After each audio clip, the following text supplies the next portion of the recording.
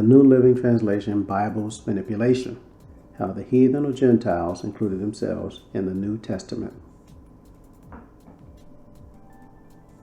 Tricknology. Oxford Dictionary definition. Tricknology is defined as the techniques of deception and manipulation employed by a dominant group, especially a white majority, to disempower a weaker one, especially a black minority. It also is interesting that it involves music, innovative techniques or technology, especially for recording and performing music. What you need to know about Bible versions or translations. The NLT, or New Living Translation, is a meaning-for-meaning or thought-for-thought translation. These translations seek to take entire thoughts and put them into English instead of being concerned with taking it word for word. The Tyndale version of the New Living Translation, according to Wikipedia, says that it is an English translation of the Bible. The origin of the NLT came from a project aiming to revise the Living Bible. This effort eventually led to the creation of the NLT, a new translation separate from the Living Bible. The NLT relies on critical additions of the original Hebrew and Greek texts. The first NLT edition, published in 1996, retains some stylistic influences of the Living Bible, but these are less evident in the text revisions that have been published since. The translation philosophy. The New Living Translation used translators from a variety of Christian denominations. The method combined an attempt to translate the original text simply and literally by a dynamic equivalence synergy approach used to convey the thoughts behind the text, where a literal translation may have been difficult to understand or even misleading to modern readers. A part of the reasoning behind adapting the language for accessibility is the premise that more people will hear the Bible read aloud in a church service than are likely to read it or study it on their own. It has been suggested that this, quote, thought-for-thought methodology, while making the translation easier to understand, is less accurate than a literal or formal equivalence method, and thus the New Living Translation may not be suitable for those wishing to undertake detailed study of the Bible.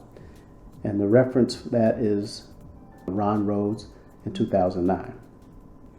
The next highlighted part down, after reviewing the changes introduced in the Catholic edition, Tyndale subsequently approved and adopted the Indian bishop's edits into the main body of the 2015 edition, where they appear in all subsequent editions, whether Protestant or Catholic alike. What they've also done is included a gender-inclusive language, which is used where the editors believed that it was appropriate. Thus, the Greek word adephoi is translated brothers and sisters. King James Version versus the New Living Translation. How the heathen or Gentiles included themselves in the New Testament. Directly to the point, they added or changed the very words of Hamashiach in Matthew 8:11. KJV reads, "And I say unto you, that many shall come from the east and west, and shall sit down with Abraham and Isaac and Jacob in the kingdom of heaven." The New Living Translation reads, "And I tell you this, that many Gentiles will come from all over the world, from the east and west, to sit down with Abraham, Isaac, and Jacob at the feast in the kingdom of heaven." Note this first example. These are most obvious additions to the text, are gross errors that attempt to alter the message. However, there is some understanding that these various translations provide to the reader, as we will see from this example shortly. Most importantly, a reader must understand what the, quote, kingdom of heaven means in order to understand how Gentiles or heathen presence is completely understood and their place in the kingdom. See Heaven Offers Me Everything presentation, Climate Change of the Most High God, at time mark 6 minutes and 36 seconds to 8 minutes and 40 seconds. Note, here is a tricknology.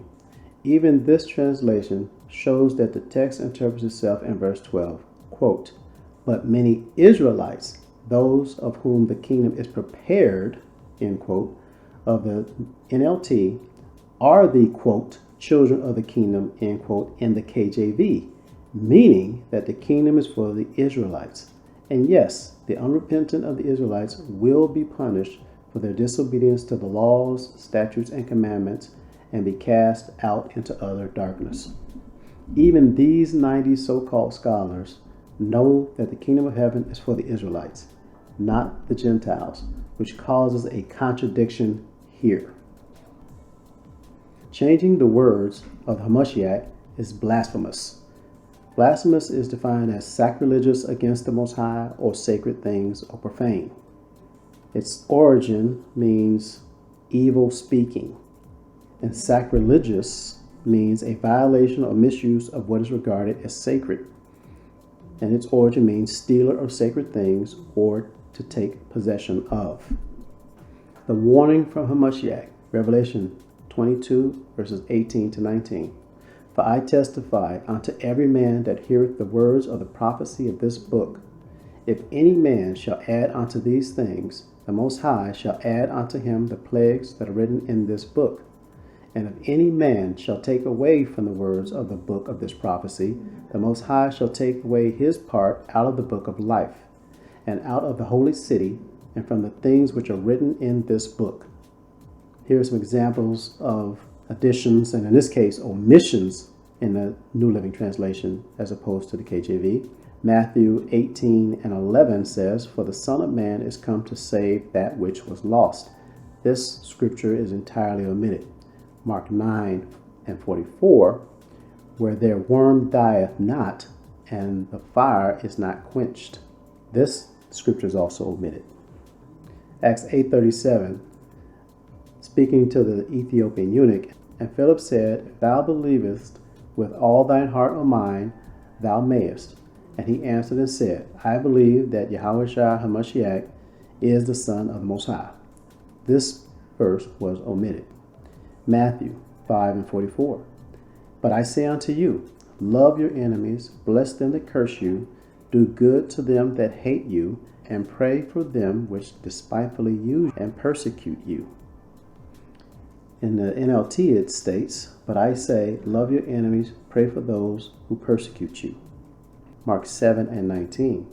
Because it entereth not into his heart or mind, but into the belly, and goeth out into the draught, purging all meats. The NLT reads, food doesn't go into your heart, but only passes through the stomach and then goes into the sewer. And parenthetically it says, by saying this, he declared that every kind of food is acceptable in the Most High's eyes, and we know that this is not true. The Most High has clean foods and unclean foods, and there are many more other alterations. Encouragement to read and obey the laws, statutes, and commandments in the faith of Hamashiach. Deuteronomy 30, verses 19 to 20. The Most High told Moshe to tell the Israelites, I call heaven and earth to record this day against you, that I have set before you life, the law, and death, the curses, blessing and cursing. Therefore choose life, that both thou and thy seed may live, that thou mayest love the Lord thy God, and that thou mayest obey his voice, and that thou mayest cleave unto him, for he is thy life and the length of thy days, that thou mayest dwell in the land which the Lord sware unto thy fathers, to Abraham, to Isaac, to Jacob, to give them. Revelation 14 and 12. Here is the patience or perseverance or endurance of the saints. Here are they that keep the commandments of the Most High and the faith of Hamashiach. You have 3 steps you should take. Read the word, obey the word, which is the renewing of your mind and not relying on your own understanding, and to conform your life to the scriptures, and pray.